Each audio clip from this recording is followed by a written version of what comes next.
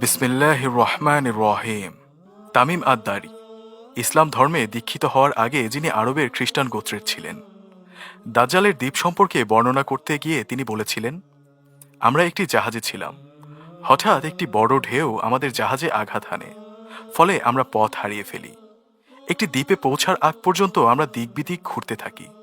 অবশেষে আমরা সেই দ্বীপে প্রবেশ করি।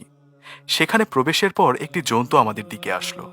তার সারা শরীর ছিল ঘন লোমে ভর্তি। জন্তুটি সামনের দিক ও পেছনের দিক দিয়ে আলাদা করা যাচ্ছিল না। এমনকি আমরা তার মাথা কোনটি এবং কোনটি লেজ তাও আলাদা করতে পারছিলাম না। আমরা তাকে জিজ্ঞেস করলাম, এই, কে তুমি?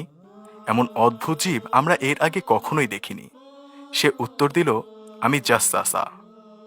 তারা বিস্মিত হয়ে জিজ্ঞেস করল, জাসসাসা কি? প্রশ্নের জবাব না দিয়ে সেই জন্তুটি বলল, আমার সাথে সামনে একটি আশ্রমে এসো। সেখানে একজন ব্যক্তি তোমাদের অপেক্ষায় বসে আছে। সে তোমাদের সাথে দেখা করতে চায়। জন্তুটির কথা শুনে আমরা কিছুটা সংশয়ে পড়ে গেলাম। আমাদের মনে হয়েছিল আমাদের পালানো উচিত।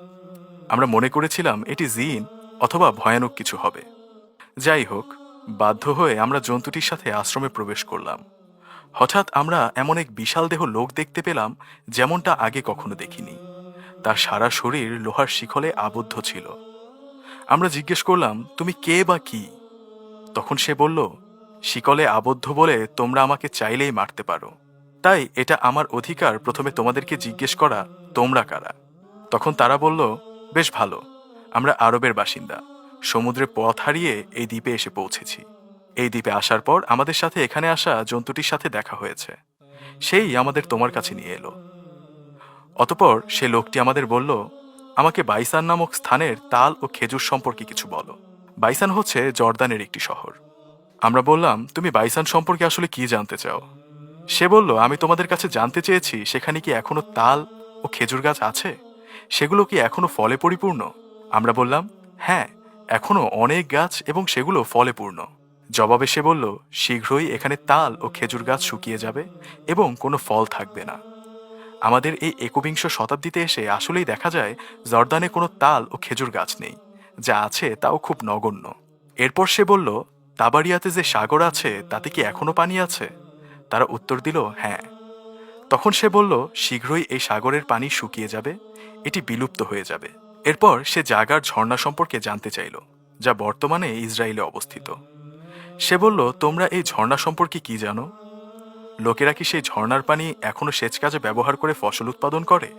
তারা বলল, হ্যাঁ, এখানে এখনো অনেক পানি আছে এবং লোকেরা অনেক ফসল উৎপাদন করে।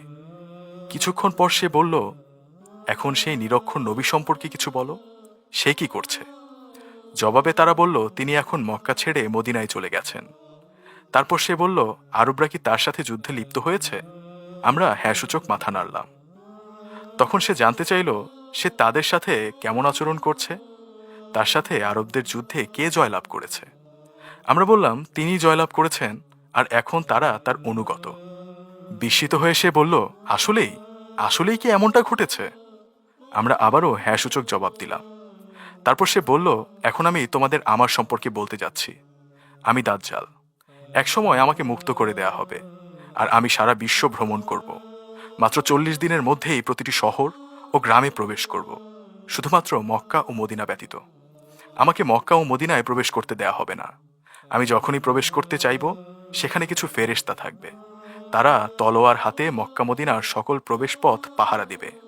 এই সময় নবী করিম সাল্লাল্লাহু আলাইহি ওয়াসাল্লাম তার হাতের লাঠি দিয়ে 3 বার মিম্বরে আঘাত করতে করতে বলবেন, এটাই মদিনা, এটাই মদিনা, এটাই মদিনা।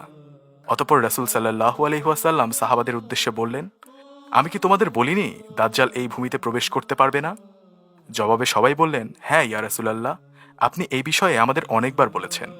রাসূল সাল্লাল্লাহু আলাইহি ওয়াসাল্লাম আবার বলেন, তোমরা জেনে রাখো, দাজ্জাল আছে মদিনার পশ্চিম দিকে কোনো এক সমুদ্রের কাছাকাছি দ্বীপে। আল্লাহ আমাদের দাজ্জালের ফিতনা থেকে রক্ষা করুন, আমিন। আমাদের ভিডিওগুলো ভালো লাগলে আমাদের ইসলামিক স্টোরি পেজ লাইক দিতে পারেন এবং আমাদের YouTube channel Islamic story subscribe করতে পারেন।